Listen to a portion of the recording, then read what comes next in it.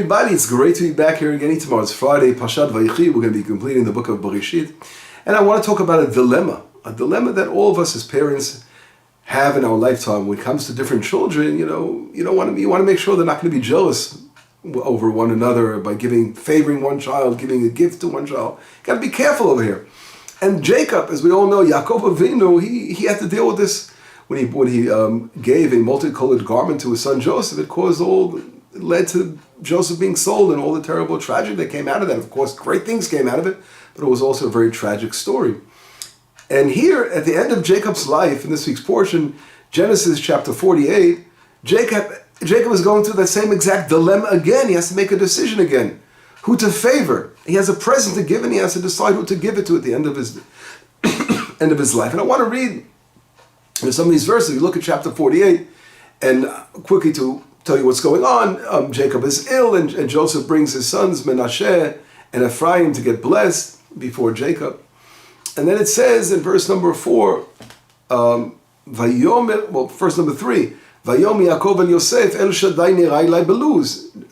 Jacob reveals to Joseph that God appeared to him in Bethel, and Luz is Bethel, in the tribal portion of Benjamin, the northern part of Benjamin. And this revelation that he's revealing, if we're all familiar what happened when Jacob had to leave the land of Israel, and he left Beersheba because of his brother Esau and having to find wives. So when Jacob left, he promises to God, if you watch over me, he has the vision of the ladder, and he promises if God will bring him back in peace to Israel, he will offer an offering in Bethel. So God reminds, when he comes back to the land, God reminds him to fulfill that promise, and he comes back to Bethel. And to do that, and there God promises, what is the promise that God gives to Jacob? He says, I will multiply you, and I'll make you a great nation, Kahal Amim, great nations. And it's interesting, if we make a comparison to what the verse that's mentioned in our portion, in verse number 4, it says a double blessing. I will give you a Kahal Amim, a congregation of nations. But way back, Jacob is sort of reciting or recounting what God promised him when he first came back to the land and he went to Bethel. But now at the end of his days, Jacob, when he's repeating that, he's changing a little bit of what God promised him. So I want to go back to that source in Bethel, what God promises originally to Jacob, and see how it's different. It says in the verse in Genesis 35, verse number 11, it says, Vayomelu Elohim, Ani El Shaddai, I am the Lord your God. El Shaddai is the name of God. Parei uvei, multiply and be, be fruitful, multiply. Goy ukahal goyim. So God says to him 3 words. Goy, a nation, kahal, a congregation, goyim, nations. Yemimech will come out of you, and kings will come out of your loins. So here, if we go back to the original promise that God promised Jacob, he used a triple blessing. He said the word goy, the word kahal, and the word goyim. And here, when Jacob is recounting that verse, in verse number 4, in our portion in Genesis 48, he's saying 2 things. He's saying, I've given you to a kahal amim, to a congregation of nations. So why did Jacob change the language? And the answer is because part of it was fulfilled. God promised to make Jacob a great nation, a congregation of great nations. How was part of it fulfilled? Rashi explains that these 3 words are really, think about the children that were not yet born yet to Jacob, right? Jacob is coming back already to the land with all his children. The only one that wasn't born yet was Benjamin. So his wife, Rachel, was pregnant with Benjamin, but he wasn't born yet. So that's what God says when he promised him, when he came back, he says, Goy, which refers to Benjamin, Rashi says. That's Benjamin. And now, in this week's portion, it uses the other words, 2 other words, because Benjamin was already born. And who are the 2 others? Jacob says, wait a second. He's already an old man. He's not going to have any more children. So he said, it must be, I learned from here, that they're children that are going to come out of one of my other children are going to be part of the house of Israel, part of the tribes of Israel. So here, Jacob learned out that there are going to be 2 more sons born, that there are going to be tribes. This is where he learns it out from, the fact that God promised him 3 sons, and after Benjamin was born, there were 2 left, and he's not going to have them. It must be one of his children are going to have them. And so he has a gift to give, and he has to decide who he's going to give this gift to. Who's going to be the 2 additional tribes of Israel? Is it going to be Judah? Is it going to be Reuven? Who's going to give it to? If we look in verse number hey, the answer is given. Jacob says who he's going to give it to. Vata, shnei vanecha noladim lecha be'eretz Mitzrayim. Ad bo elecha, the two children that were born to you in Egypt until I came here. Ephraim and Menashe, right? He's saying Ephraim and Menashe. Ki Reuven v'Shimon Yuli. They're going to be like Reuven and Shimon. In other words, your Joseph are going to accept as president again. Ephraim and Menashe are going to be an addition to the tribes of Israel. And the question is, wow, did Jacob learn his lesson? God promised him, you're going to have two children, you can give it to whoever you want to. But Jacob makes a decision to give it to Joseph. Right? We can say in a simple way, this was prophetic, of course, it was all prophecy. But whatever it is, it's fascinating that he's going full circle. And why did God want it to happen this way, that it's giving to Joseph again after all the trouble and jealousy happened in the beginning? And it's happening again at the end of days. End of Jacob's day. It will happen at the end of days too. But so this is really a powerful teaching. That Jacob makes a decision of Ephraim and Menashe being part of the house of Israel, the sons of Joseph.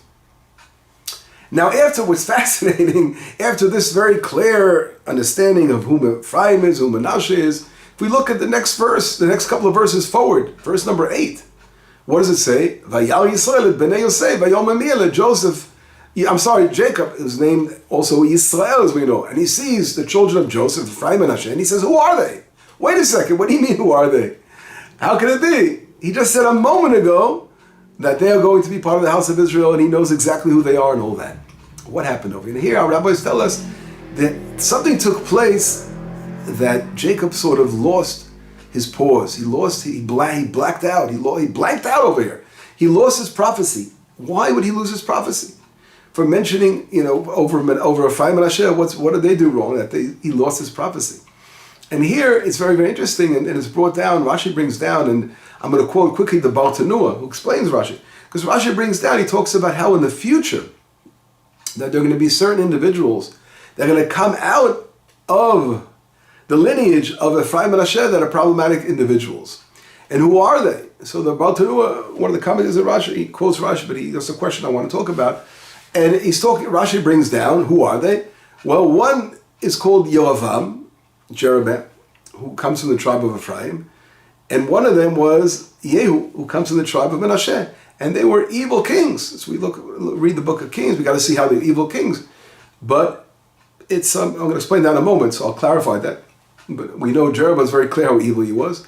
Yehu, it's a little harder, but I wanted to show that's exactly, it's going to help us understand this whole concept. But anyway, so that's really what caused Jacob to blank out, that there were going to be these two evil kings coming out of the lineage of Ephraim and Menashe, and therefore he lost his prophecy. Now, right away, asks a great question. What is it about to ask? He says, I don't understand. Jacob comes to bless all his children. We all know, out of Judah, there was problematic kings that came out of Judah. As we all know, they were Menashe. Interesting. One of the evil kings of Judah, his name was Menashe, but he was from the house of Judah, for example, right? Or Ammon, right? So we know that they were very evil kings. So and not only them, other sons of Israel. We all know the tribe of Dan were idol worshippers, and if you can really pick and choose, you'll find blemishes from his own children as well. So the Baal Tanua, he tries to give an answer. And he gives one particular, he says, Yesh lomar, and I want to quote his answer, but I want to give a different answer. He says, Yesh lomar, mishum de Menashe ve'Ephraim, lo yu banav shel Yaakov. Right? Menashe and Ephraim weren't the children of Jacob. Ve'in zchuto magen aleim, and therefore his merit will not protect over them. And therefore, he lost his, because these evil people are going to come out, he lost his divine presence. He lost the divine presence over there. It left him when he wanted to bless them. But on the other hand, his own children, his merit could protect his own children. So he could sort of deal with his own, even though those are his grandchildren, of course, but still, nevertheless, there's something that he has more direct effect over his own children. Whatever, that's an answer, great giant about Tanua. We're not in any way, but I thought of being a little creative, and another answer I'd like to give a deep, in my opinion, a very deep answer that maybe could shed light on this question. And why, particularly for the sons of Ephraim and Menashe, was there a blackout, or a blank, he blanked out. Why over here? And in order to understand that, I want to quickly understand what Ephraim and Menashe, what exactly what Menashe and Yerovam, I'm sorry, I keep mentioning what Yerovam and Yehu's mistake was. And if we look in the book of Kings, we could read about exactly, those particular mistakes, and I'm going to try to quote some of it quickly, or just maybe I'll just explain it, because for time-wise, is that Yerovam, as we all know, he did something very, very cruel. He took away the centrality of Jerusalem. And he tried to turn Bethel into the central location of observance by setting up golden calf. He also set one up in Dan in the north, in the tribe of Dan, and also built in Bethel area. That was a major area of their idol worship. And besides that, he also added on, he made it, instead of adding on, he changed the festival day for the 7th month into the 8th month. And really terrible things, replacement theology, literally from the house of Ephraim, a terrible thing in trying to replace the centrality of Jerusalem into Bethel, making that the central area. That really was what we see, and the commentators say right away, because he was afraid that King David shouldn't come back, the throne of David shouldn't be returned. He wanted to take away from the throne of David. And Yehu, with the same thing we see in the kings with regarding Yehu, the other king from the house of Menashe. He does the same thing, because the Torah there is very interesting. You can look and check it out in Kings 2, chapter 10. It talks about how on one side, Yehu was good that he eliminated the Baal, he eliminated idol worship. But on the other side, he continued that same system of sanctifying Bethel as a place of worship with the golden calves and all that, because he was afraid. Rashi brings that on the spot. You can see Rashi in verse 29. Rashi says that he was worried that the kingship should not return to David. So on one hand, he was better, you could say, in one way, good in one way, but bad and evil. That again, replacement theology, replacing Jerusalem and replacing King David. That was, they're trying to replacement theology over here. Placing another place of Israel becoming, holy instead of Jerusalem in that way. And here I want to try to, that's really, so now we know, wait a second. What caused Jacob to blank out was exactly that. Was he saw in the future that there's going to be a challenge to Jerusalem. Right? Those are going to be jealous over the Temple Mount, over the king of Judah, being the leaders.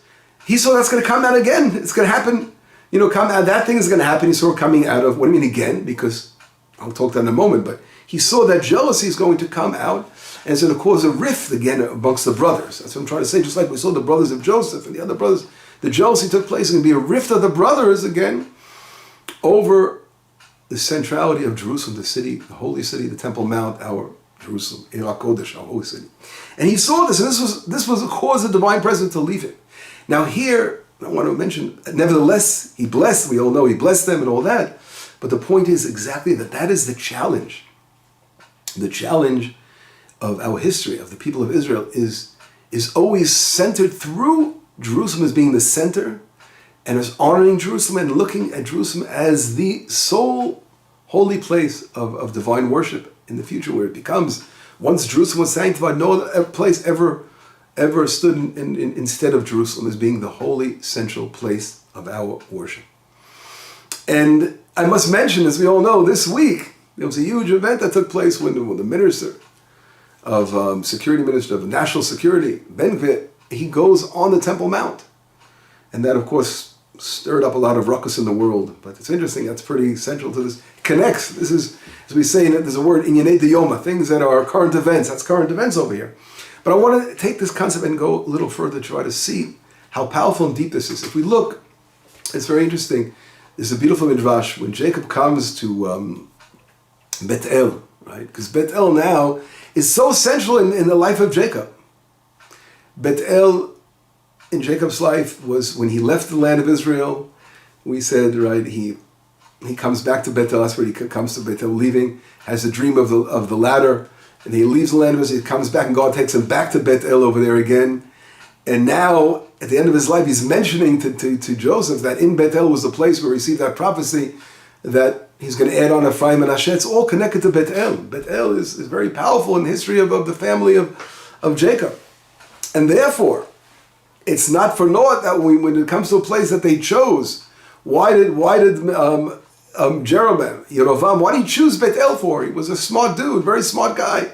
He chose Bethel because he knew in the family line, Bethel has a very central point. Jacob received the vision of the ladder that Jacob offering over there. He's trying to separate, of course, Bethel from Jerusalem, but he saw the special holiness of Bethel, and that's how it became. He was able to convince the nation or the other tribes, other than Judah and Benjamin, which is fascinating. Benjamin goes with Judah. Right? Benjamin saw very, very early that Judah has to lead, and the house of David is the one that Benjamin was able to pull away from that husk, that klippah, which wasn't so simple for the other children. Fascinating.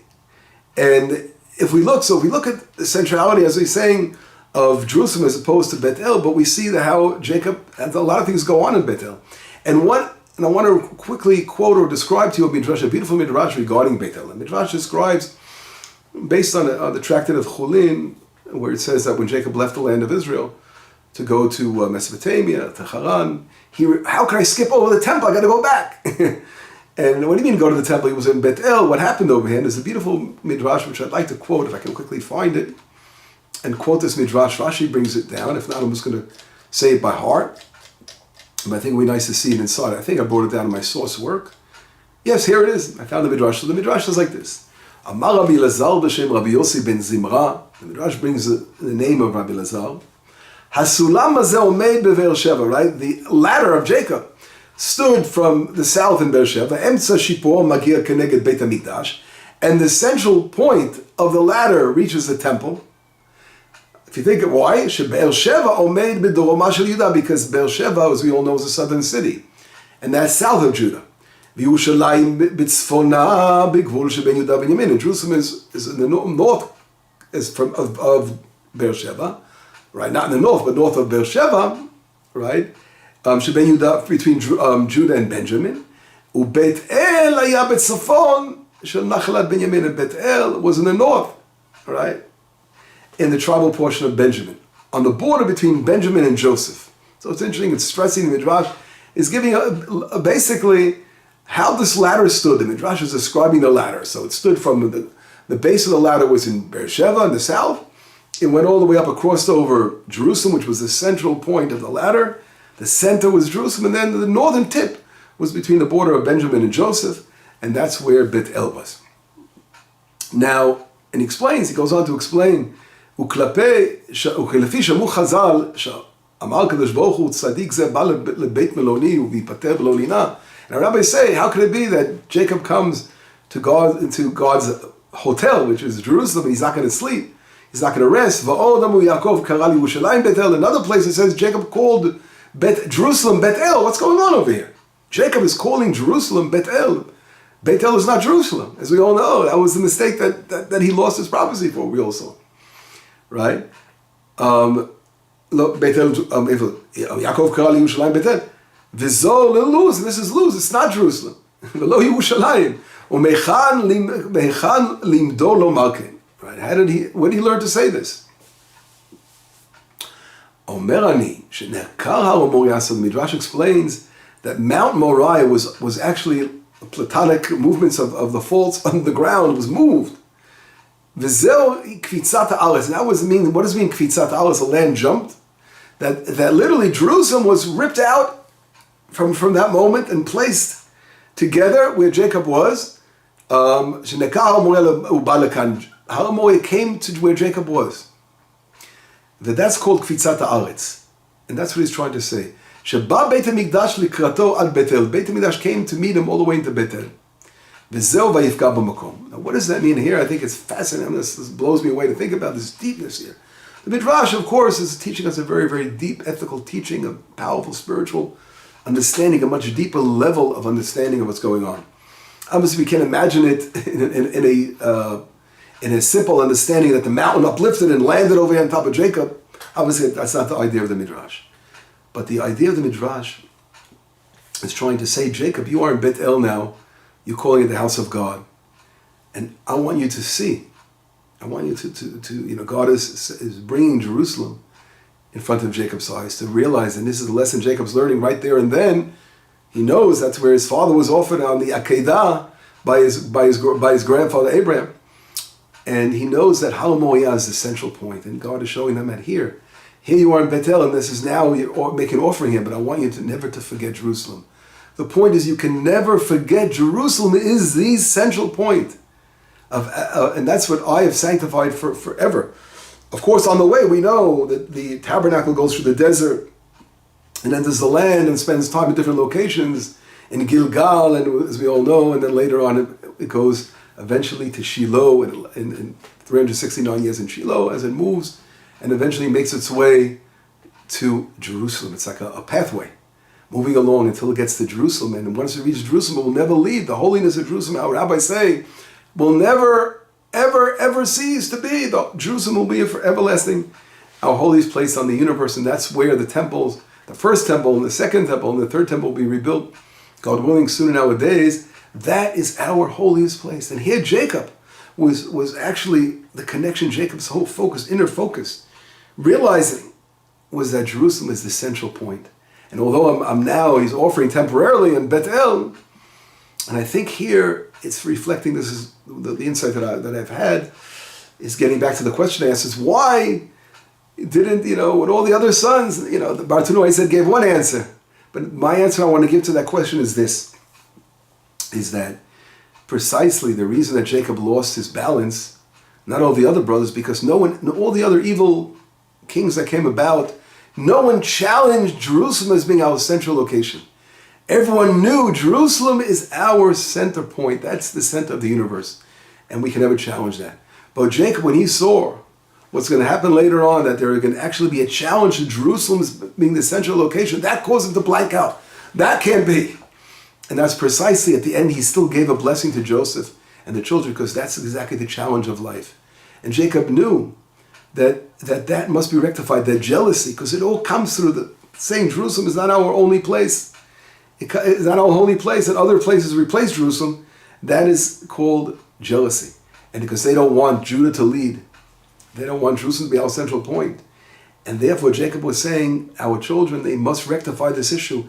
And they must admit to the fact that there's no other place but Jerusalem. And all that can happen, the blessing will happen, but eventually Israel will rectify this issue. And we have to let history run its course to clarify this issue, that there's no place other than Jerusalem. Yerushalayim shel zahav, Jerusalem of gold. That's the only place where you can put something of gold, in Jerusalem. Not in Bethel and not in Dan, nowhere else. Jerusalem of gold. And this is what Jacob blessed and said, Joseph, you know something? At the end of the day, this also shows all the other tribes, when I'm giving you this double blessing and realizing it, I want them to admit that you're deserving of this, what they did to you and sold you and all that. So that's also a lesson that on one hand, Jacob was teaching all the other brothers not to be jealous, and that this, he sees this in his spiritual way, the connection that they have to accept that Joseph is deserving of this extra portion. He was sold from the place of Shechem, and that's what our rabbis say, in place of Shechem, he received a double portion. Vani natati lecha Shechem echad alechecha, I've given you one extra portion over there. And that same thing that he wants the children at the end of days to accept and to admit to Judah, just like Judah. He's immediately said he made a mistake with Tamar, as we all know. He had admitted to his fault. At the end of the days, God wants everyone to admit to Judah and to say there's only one Judah, one house of Judah, the king of Israel, and Jerusalem. And that powerful, important lesson is what comes out of this whole story of Yaakov, which is fascinating. We can go on, but one more hit I'll mention is that it's brought down in chapter 11, in chapter 35, where when Jacob comes back to the land, it's something very, very unusual. The Torah is talking about everything that it mentions in verse number 8. In Genesis chapter 35, it says, Vatoma dvora meneket Rivka. The meneket is someone who took care of, the one who nursed Rebecca. She was an old elderly woman at this time, obviously, because she nursed Rebecca, and she passes away, and she's buried in Bethel, the same place, right? Bethel over there, under the alon tree. It's called Alon Bachut, and she's buried over there. Why is the Torah revealing us this thing about the passing? It's a very deep thing. There's not many women mentioned in the Bible that they passed away and where they're buried.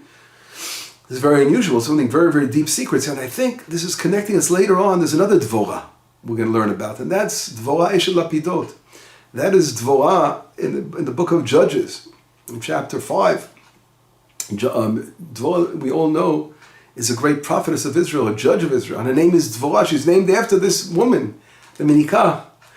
And Dvorah herself is from the tribe of Ephraim. It's precise, it's exact. She's from the tribe of Ephraim. It's connected to here. It's all connected to the whole thing. And Dvorah, what does she do? What is her livelihood? Eshet Lapidot, our rabbis tell us she made wicks for the tabernacle, for the candelabra, for the temple. Then the temple, of course, during a time was obviously not again Jerusalem. So here again is that coming up, the whole question of understanding Jerusalem, understanding a temporary structure of a tabernacle. That same thing is coming up all the time back in our faces. And the name Dvorah itself, the root of the word is there are two words. One is Dvar Hashem, the God's word. The other one is Dvir. Dalet Beit Resh is Dvir, is the Holy of Holies. Our whole being is connected to the temple and to that concept. And that, as we said, is the great clarification we have to do at the end, that the history has to do at the end of days. The children of Israel have to come to one and all admit to the central location being Jerusalem. This is what Jacob was sharing, and the decision he made to honor Joseph, to give him that double blessing at the end of the day, a different tribe. At the same time, he wants both sides to admit. Judah will admit to their double portion of Ephraim and Manasseh that they have an additional land, additional area, which is right here in our area of Itamar. And at the same time, everyone has to admit to Jerusalem being the central location of the kingdom, of the throne of Judah, of David. And both sides will reach harmony and realize this. And this will bring a perfect Israel unified, and will bring us a blessing. Now we're in a time when the world is coming against Jerusalem. Just look what happens, how they're reacting. As I said, Ben Gvir goes to Har HaBayit, goes to Temple Mount. The whole world's going crazy because the world doesn't see the centrality of Jerusalem for Israel and trying to replace it with other religions claiming that they own Jerusalem, God forbid. And this will be rectified, and it comes from Israel. When Israel unites and realizes no place but Jerusalem, we can't settle for the wall. We can't settle for only our holy temple built on the holy side of the world. That, when we all unified around that, nothing will interfere with it. We no attempts to replace that by the world, but the world is trying to do a replacement over here, replacement of Jerusalem over here another way. But we won't let them, they will not get away with that. And that's part of what we're learning about here. It's all connected. Anyway, Shabbat Shalom, Besorot Havot, Yeshuot V'Nechamot.